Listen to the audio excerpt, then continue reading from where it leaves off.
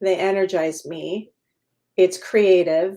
It's different from my day-to-day clinical work. And so I always am trying to do these as much as possible. But fortunately, I have a very good business, clinical business, and then my cases pick up, and then I'm super, super busy. And then it starts to slow down, and then I plan lives, but it's like a week or two later, and then my business. So it's like I'm always like this, but I love these lives. And I'm really happy to have Mike George on today. I'm going to tell you a bit about him. But first, so anyone who follows me knows that I am a big worrier. I have general anxiety disorder anyway. So even on a good day, I'm already anxious about something. I tell people I'm anxious just the moment I open my eyes in the morning, the anxiety begins. But then I have additional worries. I do a lot of what ifing, which is a terrible thing to do if you have anxiety. And I know that, and I advise people not to do it, but I'm human, so I do it. What if this? What if that?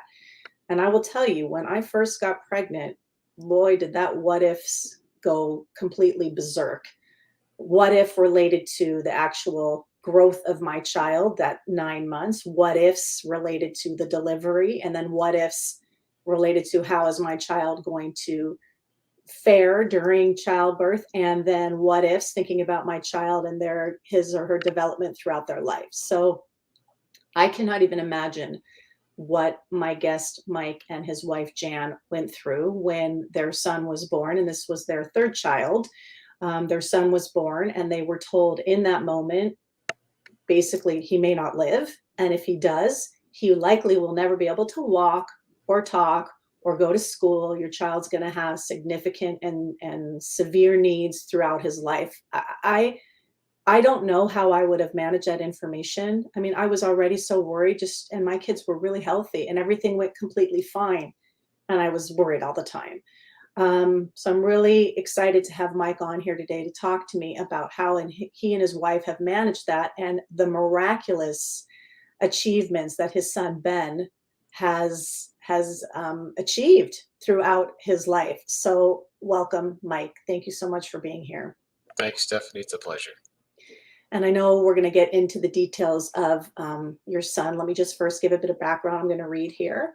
You're a speaker and an author and the co-founder of Soaring Families, which is an organization that you and your wife Jan created to help family caregivers. And it's about creating a reliable network of people to take care of a loved one in the home environment. And we're going to talk about Soaring Families, and I'll put the link to your website, obviously, in this conversation after we're done. But we'll get to that a bit later. So you've been a caregiver for 3 decades, and you certainly understand and you use the term burden when you wrote to me, and I'm always reluctant to use that term because you also say there's also beautiful things about caregiving. So it's hard if we use the term burden to then attach something to the wonderful things, but it can be both, right? Caregiving can be both. So let's just go back to when your pregnancy, your wife's pregnancy. There were no complications. Everything seemed completely fine, correct? That's right. Yep. And your first 2 children healthy, no issues at all. Nothing. Everything was, yeah. I mean, we had a son and a daughter, 15 months apart. It was, almost textbook, storybook like. Yeah. Okay, so it wasn't until the birth of Ben that you noted there were problems. Were there problems with the delivery, or it's just when he was born? No, so it was a C-section like the other 2. It was almost very, common, and we kind of knew what to expect, and everything was fine. And sort of he scored APGARs of 8 and 9, so everything seemed to be okay. And one of the nurses said he noticed a little rash on his tummy and said, "We're just going to get that checked out, and you can come see him in about an hour." And so we went off. I left and went back to her room, and probably half hour later, one of the nurses poked their head into the room and said they want to see you in the unit. And I didn't know who they were and what this unit was, and so Jan had no idea. And I met her as she's coming out of the delivery room, and they wheeled us into the neonatal unit, and we were met by one of the neonatologists who basically said, well, I always comment that she kind of ignored me and looked to Jan. and said, "Mrs. George, we have a problem." And it was like all the color drained from my face. And, I don't know, I guess was very, my heart started racing and I thought, well, what do you mean we have a problem? And basically she said that, your son has all these problems. He has an enlarged liver and spleen. His head is too small. Just sort of this run-on sentence of things, and then started asking us questions about, did you have this? Did you have, were you sick? Did you do all of this? And of course, you can't answer anything after you just told that your son may not live the day. And that's kind of how it started. And there was Ben in this incubator with all these wires on him and all these monitors, and that little rash had covered his whole body. Oh my It God.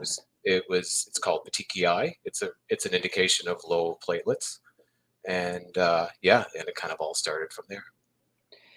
And when you were just saying to me that the doctor was saying, did you do this? Did you do that? The immediate thought I had was, oh, great. Now your wife or you, it's like, what have we done wrong during this pregnancy to cause this? And maybe that's just my own personal insecurities, but I already feel like whenever anything goes wrong with my children, I immediately assume I've done something wrong as a parent. Did you have that reaction, you and your wife, like, what have we done to cause this? Or were you able to separate it and say this had nothing to do with us? Well, not in the moment because we didn't know what she was talking about, and we couldn't. There wasn't enough information. I mean, 1 minute Ben was fine, and an hour later he's in an incubator, almost lifeless, and it's yeah, we couldn't answer anything because we didn't really. We thought first of all they had the wrong baby, but no, they had the right baby, and you're in shock. You don't know what to do. You start searching for answers. I have three physicians in my family. My father was a physician for a number of years, and so we called him and asked him. And you're just looking for answers, and you want someone to say, you might have a rough few days, but after that, everything will be okay. Just follow these steps, and life will be good. But of course, that's not true, and that never happened. So, yeah. Wow. And so when you said, you didn't know what to do, what did you guys do those first, I mean, what was life like the first few weeks? Was Ben in ICU for a while? Yeah, he was there for a week, and they ran all kinds of tests because the doctors didn't know um, what really was the cause. It could have been a number of things. It was um, maybe rubella or toxoplasmosis or CMV. Um, I'm sorry, what's CMV? CMV is cytomegalovirus, and it's actually the #1 viral cause of disability in the world, and nobody knows about it. And Interesting. And that's and something that happens in utero. yeah, it's a common virus. Oh, We're all virus sensitive these days, but it's a common virus, and to most people, you don't even know you have it, or you might have a mild symptom of something, and you just shrug it off as just, I'm not feeling well today. But to a developing fetus, it can be detrimental, and it depends on when you contract the virus. And they determined that it was in the first trimester when all this, the majority of development happens, and that's what they concluded happened in our case, and all of the the implications from that, you know, became known over time. At the end of the week, that first week, Ben was improving. He was rallying, and his platelet count had improved, and all the other indicators they were monitoring, and basically said, you might as well go home. And here, we'll keep you on a short leash. You have to have all these tests and these over the coming months. But, one of the doctors basically said, just take him home and love him. You're going to have lots of stress points and issues, but just start there. And for me, that was the best advice anyone could ever give us. so that's what you did. You brought him home, and as an infant, in comparison to your other children, were the needs different? Were your presence as parents different? Like, did you always feel like you were on higher alert than you were with your other children? For sure.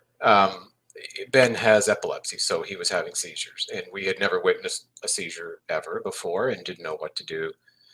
That was the biggest, I guess, risk and the biggest worrier for us, because they were unpredictable, and oftentimes required an ER visit because you didn't know what to do. You couldn't stop them, or even if you did stop them, you weren't sure what the impact was. So, but on the good days, he was just like any other child. You would take care of him. You'd go for walks. You would, start to, introduce him to different things like we did for our other children. And in these earlier years, we can't ignore the impact that it would have on the whole family dynamic. Can you talk to me a bit, Mike, about the impact that this had on yourselves personally? Like, did you sink into depression or anxiety? And also, I want to hear about your marriage and how, I mean, look, I'm married. I don't always get along with my husband. We argue about really ridiculous things like, which the knife goes in which spot in the drawer. You know what I mean? And so then when you have serious issues, you can have some serious ruptures in relationships. What has your own personal struggles, or what were they back then? And what was the impact with your relationship with your wife? Wow, that's a um, let me try to, I guess, summarize that. It was, I guess I took the approach, rightly or wrongly, that sort of brute force, and we'd get through this, and try to be as optimistic as possible. Um, Jan was more the realist and tried to sort of bring me back down, but I don't know. It always kind of seemed when she was in a positive mood, I wasn't, and we kind of offset and helped each other through it. There were, you know, many, many days where we didn't think we were going to get through it. Um, and I think it was just trying to take it one day at a time and not think about too much of the future.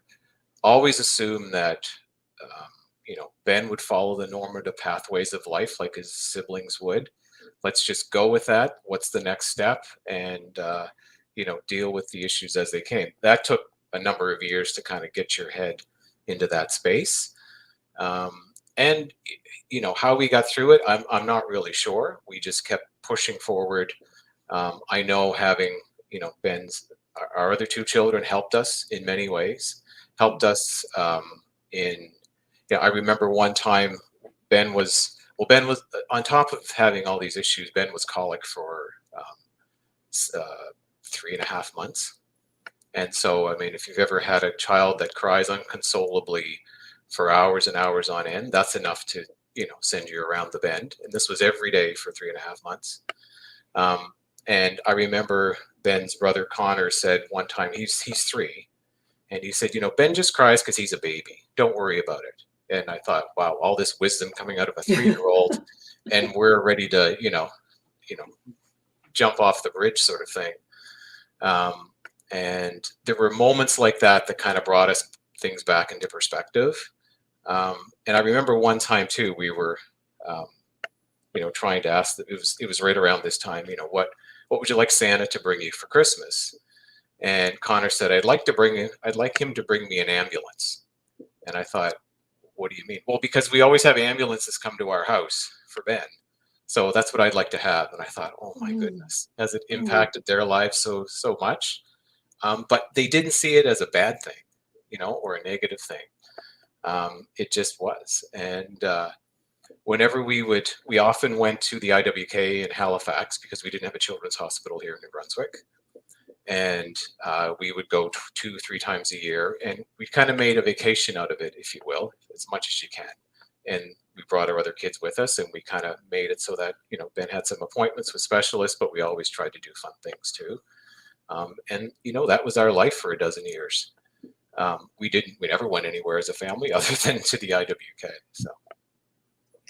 Wow. Well, kids give us perspective on all sorts of things, and it Yes. sounds like Ben is a gift for you and your family in so many ways, about living in the moment, not jumping to the future. Like I was telling you, I do. What if?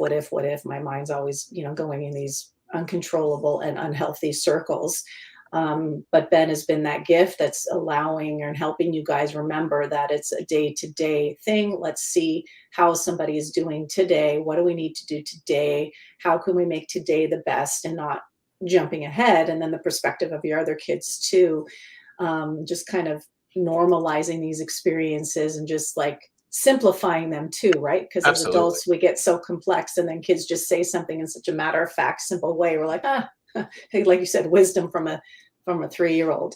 Um, I want to encourage everybody to go on to your website. I think it's soaringfamilies.com. Is that right? That's right. Yeah.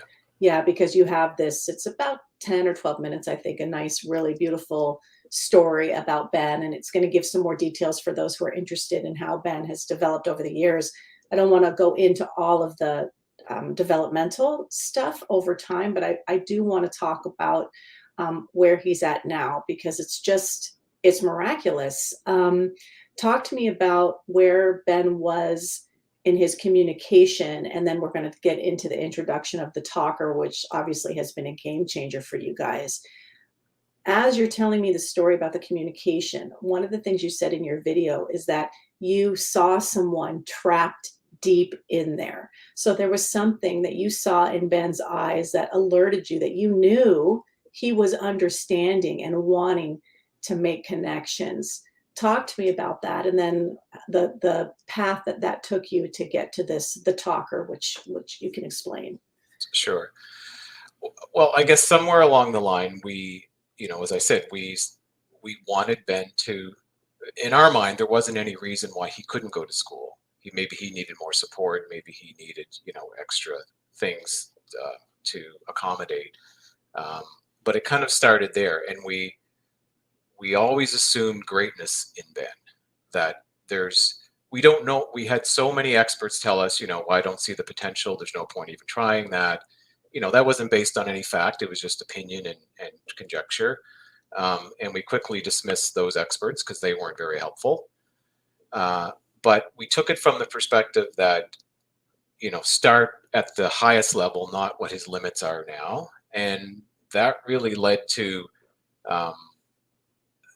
seeing Ben as a person first. What support do we need to get him to be able to, attend school, to be able to communicate? And in early days, we focused on the physical things. How do we get him in, upright in a walker and stander and those sorts of things? Because those are they're easier to kind of, wrap your head around, because you could see those. So the cognitive and the communication part are harder to, at least for us, because we didn't have any training, and it wasn't easy to understand what the path should be.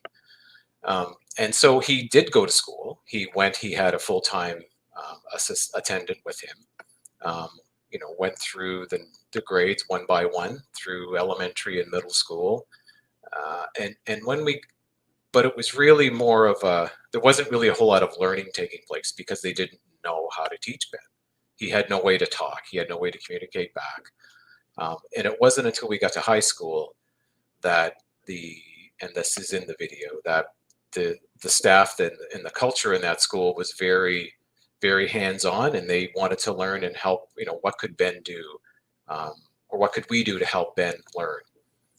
And it wasn't until that time in his life that we started to question, well, what are the things that could be put in place? And so I, being in technology, started asking around to sort of local experts and things about what's out there for Ben to help with speech, to help with all these things. And I found out there's an assistive technology annual conference in Florida every year, where all the vendors and all the experts and all the speakers from around the world come and basically talk about what's current and what's the research and what happens. So I went down there to listen, to see what was really available. Could we buy some technology to help Ben? And it's not that simple, but from that grew a relationship with a professor of speech disorders at LSU. She took an interest in helping us, even though she was in New Orleans, and eventually led to developing his first communication system. This is, when Ben's 18 years old. So the first 18 years, he had no way to communicate. She saw something in him that says, and she actually visited us a few times, designed the system, and it led to this communication device, which he uses now, which is called the talker. We call it a talker. And basically he controls it with his eyes. So the words that he wants to say, he basically looks at a location on the screen and it speaks the words for him. And that essentially it gave him his voice. Before he had no effective way of communicating, and now he did. And that led to him attending university and actually taking real courses. And, you know, we were fortunate that the university here in New Brunswick was open to trying whatever they could. We weren't sure if it was going to be successful, but they were willing to try. And, you know, 6 years later, Ben graduated with a certificate in general studies. And those were the same courses that anyone else would take for a degree program. And yeah, it was amazing, really. And Ben did all the hard work. We just provided, you know, the support and the environment for him to learn, but he did all the learning. It's so amazing. I have so many questions. I want to get to the financial impact because I can't imagine that these things run cheap. The devices plus all of the full-time aides that he needs for the note taking, all these other things. Let's get to the finances in a minute. Sure. I just want to hear about that moment when Ben got his voice. What was that like? Oh, I just got chills thinking about it. What was it like for your family to hear him say what he wanted to say, express himself, show you who he is as a person? What was that moment like for you guys? Well, it wasn't sort of overnight that it happened, but one of the things I always believed that he could use the most advanced technology as possible because that's how my brain works. But of course, you know, you have to try to assess and make sure that it is the right thing for Ben. Just because I think it is doesn't mean it's going to help him. And what we did was we got a trial of one of these devices before we even had it for a couple of weeks, just to see, is that going to work for Ben? Because it does take practice. I guess I liken it to, you know, if I put a piano in front of you, you've never know how to play the piano. Are you going to play, you know, a wonderful Mozart immediately? Probably not, right? It takes practice. And Yeah. so this is similar in the sense that you have to be able to use your eyes to go where you want it to go and so on. And so we tried it for 2 weeks and it wasn't working. Like you'd put the talker in front of him and he'd look here, you put it over here and he'd look the other way. Like it was purposeful. He did not want this in front of him, did not want to do anything.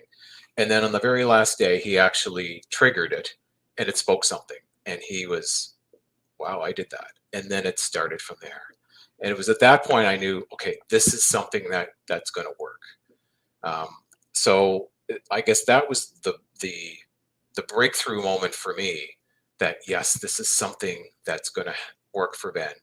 And over time, we, after Ben got to use it for, you know, a number of months, his personality started to come out. And that he was, you know, he is kind of I guess in some ways sarcastic in some of the things that he wants to say.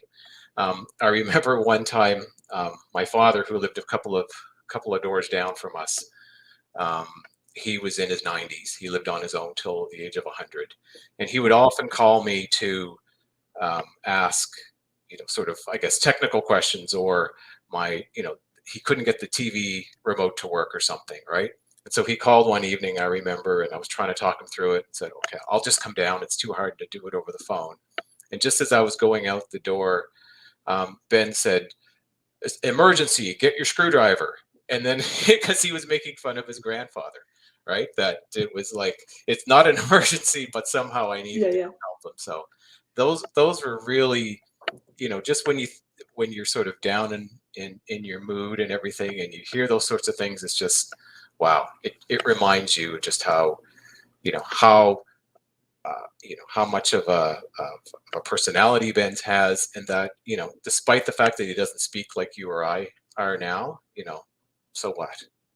We just have to give him the right tools and the right environment to bring all that out. Mike, it's so beautiful because you said at the onset that you decided from the very beginning, you always were looking at Ben as a person, you know, not looking at him in terms of a disability, but a person, a human being who has needs and wants to connect. And I think that that really transcends your particular situation and can really apply to life in general, but in so many different types of caregiving situations. I mean, my specialty is, I work with people who have dementia, and I think in that world too, a lot of people overlook and look past these individuals. Well, oh, well, they can't understand, or oh, they're just confused, whatever it might be, and forgetting, there's a human being inside there that craves connection and understanding and love and compassion. And there are ways that we can always figure out how to deliver that to somebody, whether it's technology like for Ben or whatever it might be. There are always ways to get to that level of a relationship with people and to make them feel like they matter, right? And that they Absolutely. have something in this world to offer. Yeah, we always looked at it that there's no downside to assuming greatness in him. So let's just keep moving in that direction. You're absolutely right. Karen posted something, and I just want to say, Karen Lake, it's from LinkedIn. She said, "You and Jan are so inspiring to me. So many family caregivers can learn from your experiences, expertise, and now your program. Bravo." So very nice. Thanks, Karen. So that's a very good segue. I wanted to talk about financials, but I'm looking at the time and I don't know how much time you have. So let's skip over the financial Okay. implications of what you've done. We can all imagine it hasn't been easy, and It is a big barrier, no question about it. yeah. But let's talk about Soaring Families, because you and your wife, Jan, have used your experience, and I love hearing about your heart and the way that you look at individuals as well, and knowing that we need to have the right people to surround our loved one. You talked about, experts who came in and said, it's not going to work, and had a very negative outlook and were very pessimistic about what Ben could do. You just quickly push them aside. And it's important that we find people who believe in us and who believe in our loved ones, and that things can improve and be better, and we can be hopeful. So you and Jan have now created something along these lines to help people surround themselves with the right caregivers. So talk to me about Soaring Families. Sure. So I guess Soaring Families was kind of the umbrella under which we wanted to find a way to share all the things that Ben has taught us, basically, and all the lessons we've learned in, getting through the last 3 decades, which is crazy when I say that. And really, it comes down to that you can't do it all on your own, and you shouldn't have to think about doing it all on your own. A kind of a natural way is when it's your child versus if you're your caregiver to your parent. You're the mom or the dad, and you have this obligation. You feel this responsibility that, well, I have to make sure that things go right in his life or her life. But when you're faced with multiple challenges and disabilities, and things just don't sort of fall into place, and just basic things like Ben can't feed himself, he can't dress himself, right? So how do you do that long term? And the answer is, well, you can't do it yourself long term. Eventually you will physically, your body will tell you that that's impossible, you cannot do that. So we more by, I guess, out of necessity, in trying to figure out how do we, it does go back to some of the financial, that we both have to work full time. So how do you do that and make sure that Ben is looked after and cared for, and all his needs are met? And basically, you have to bring other people into your home. You have to have support in one way or another. And that sounds like a logical thing to do, but how you do that and making that work for you is not easy to do.